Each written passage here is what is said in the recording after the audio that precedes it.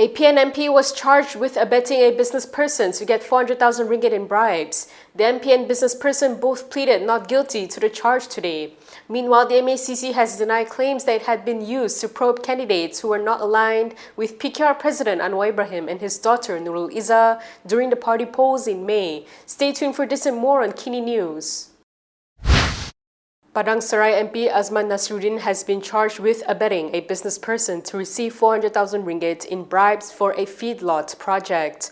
According to the charge sheet, Azman had allegedly abetted the crime by ordering Kedah Agro Holding Berhad to issue an offer letter to business person Hassan Naim Fauzi, who paid the bribe. It was allegedly given to another business person, Amar Aswad Abu Bakar, who was also charged with soliciting and receiving a bribe from Hassan Naim. This had allegedly occurred over 5 years ago on June 23, 2020, when Azman was the Kedah Exco for Agriculture. Azman and Amar pleaded not guilty to the charges at the Shah Alam Sessions Court. The court set bail at 75,000 ringgit in one surety each and also required them to surrender their passport to the court. Speaking to the press later, Azman claimed that the charges against him were politically motivated. Sebab bagi saya yakin ini tuduhan yang bersifat ada unsur-unsur campur tangan politik. Okey? Sebab saya dimaklumkan oleh seorang lagi tertuduh bahawa kemungkinan kes beliau akan dituduh pada bulan Januari ataupun Februari.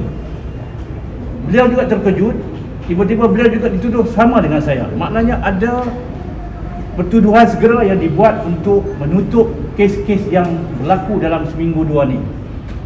Jadi saya nak pesan kepada pihak eksekutif, jangan campur tangan dalam urusan legislatif.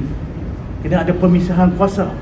MACC has responded to former PKR Deputy President Rafizi Ramli's claim that the commission was used to investigate PKR candidates who were not aligned with PKR President Anwar Ibrahim and his daughter Nurul Izzah. In a statement, it said the allegations were baseless and untrue. MACC stressed that investigations are conducted solely based on complaints or information received. It said every complaint with merit undergoes verification and investigation in accordance with the law and established procedures. MACC also denied claims that it had surrounded the house of a PKR candidate aligned with Rafizi. It said the investigating officers had gone to the residence to meet the individual and conduct a search to obtain evidence. It added that this is a standard investigative method, including an element of surprise to prevent the risk of evidence being destroyed, and after confirming that the individual was not at home at the time, the officers left. The MACC said that the following day, the individual voluntarily attended the MACC office. His statement was recorded and he was released without detention. It also stressed that dissatisfied parties could lodge complaints through official channels, such as the police or the complaints committee. Rafizi had previously cited an alleged incident during the party polls in which a candidate aligned with him was detained and investigated by MACC over the cash purchase of an auctioned house. He claimed that the individual, whom he did not name, had his home surrounded by MACC officers, leaving the man's wife and children terrified.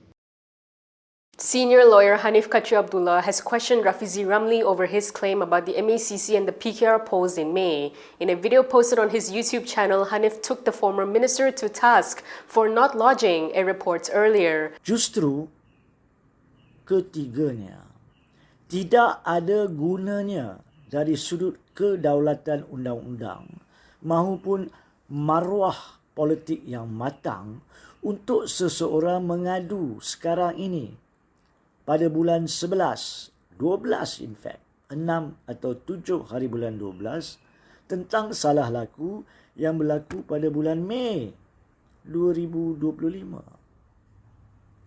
Kalau kita nak lawan perkara yang salah, kita wajar bangkitkan pada masa kejadian. Walaupun pada masa itu kita memegang jawatan menteri dalam kabinet. Apatah lagi sebagai menteri dalam kabinet, kita sepatutnya membangkitkan benda yang salah pada masa itu. Hanif was responding to Rafizi's claim that PKR members who contested against candidates aligned with Prime Minister Anwar Ibrahim's daughter, Nurul Izzah, had found themselves in MACC's crosshairs. He said if the allegation is true and there were grounds to investigate the Prime Minister for abuse of power under the MACC Act, both the candidate and Rafizi should have lodged reports. However, Hanif said it is not too late for Rafizi or the PKR candidate to lodge reports with the police and MACC. He added that they could also press for a special investigation panel to be formed by the Attorney General's chambers to look into the allegations against Anwar and Azam. Earlier, the MACC had denied the claims by Rafizi. The MACC said the allegations were baseless and untrue and stressed that investigations are conducted solely based on complaints or information received. From now on, you can also listen to Kini News on Spotify and Apple Podcasts. Scan the QR code on the screen to follow us. Police have recorded a statement from businessperson Albert Tay. This is over the raid on November 28th at his home in Puchong. Tay told Malaysia Kini that last Friday the police came to his house to take photographs of the incident and recorded his statement for 3 hours. He urged the police to conduct a transparent and independent investigation and to immediately arrest the individual who pointed a gun at him and his family. Tay also provided Malaysia Kini with photographs of 2 doors damaged during the raid. He also claimed that one of the MACC officers broke his mother-in-law's bedroom door by kicking it. He said that his mother-in-law and his 12-year-old niece were inside the room. Tay added that his 2 children, aged 10 and 13, were also in the house at the time and had witnessed the entire incident. The MACC had previously denied the firearms were pointed during the incident, as claimed by Tay and his wife. It maintained that the raid, as well as the seizure of items, including the residence's CCTV recordings, were conducted according to procedure. Prime Minister Anwar Ibrahim has lamented on a trend of glorifying those who give bribes. He said this at the Works Ministry's monthly assembly in Kuala Lumpur today while commenting on the government's efforts to combat graft. Dalam penyampaian ini saya tekankan kadang-kadang dalam pertarungan kita, baik politik, baik perselisihan faham, baik ideologi, baik kaum, suku kaum, negeri, itu kadang hilang nilai kemanusiaannya. Dia luput. Dan kita kadang-kadang dewa-dewakan agung. Jadi soal nilai itu diketepikan. Ya. Umpamanya dalam usaha memerangi rasuah sekarang. Ya. Nilai itu juga tragis. Kita kata kita benci rasuah. Bila ambil tindakan, kalau kena kepada kawan kita, dah kita marah.